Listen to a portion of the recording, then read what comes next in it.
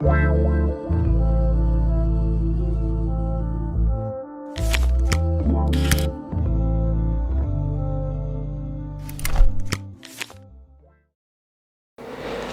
ce mois où nous réfléchissons sur l'amour et la miséricorde de Dieu en prenant le test du bon samaritain qui a aidé généreusement quelqu'un qui avait été volé et laissé à moitié mort sur la route, comme c'est aussi le cas aujourd'hui malheureusement. Et maintenant, on va à continuer à approfondir ce test par cette question. Où est ton frère? Et c'est ça la pilule. Où est ton frère? Cette question a été posée à chaque génération, à chaque personne à travers l'histoire. Où est ton frère? En fait, nous le trouvons dans la Sainte Écriture peu de temps après la narration de la création du monde et de l'être humain. La Bible présente le défi des relations entre nous. Quand tue son frère Abel? Et la question de Dieu résonne. Où est Abel, ton frère? On trouve ce texte dans la Genèse, chapitre 4, verset 9. La réponse est la même que celle que nous donnons souvent.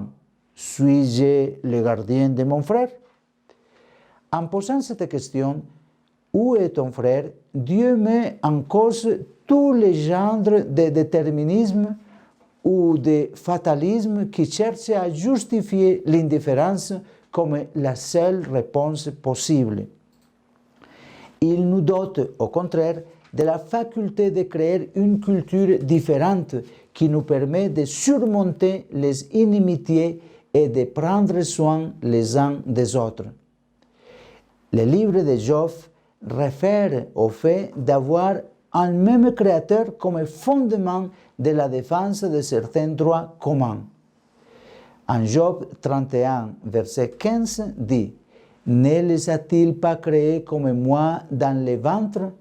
Un même Dieu nous forme dans le sein. »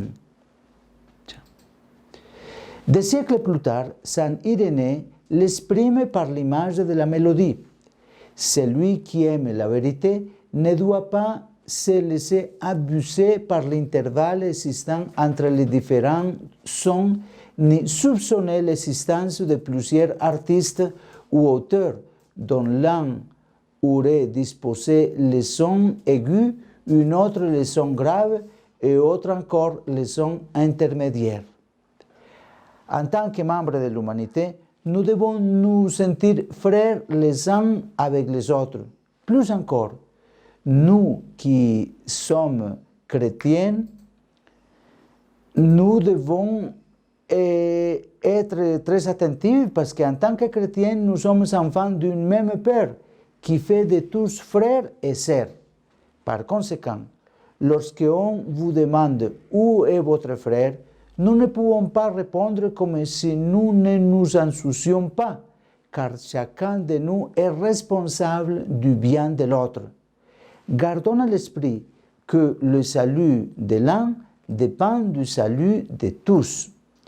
Soyons toujours accueillants, même de la souffrance de l'autre, car si nous accueillons l'autre avec sa souffrance, nous l'aidons à avancer.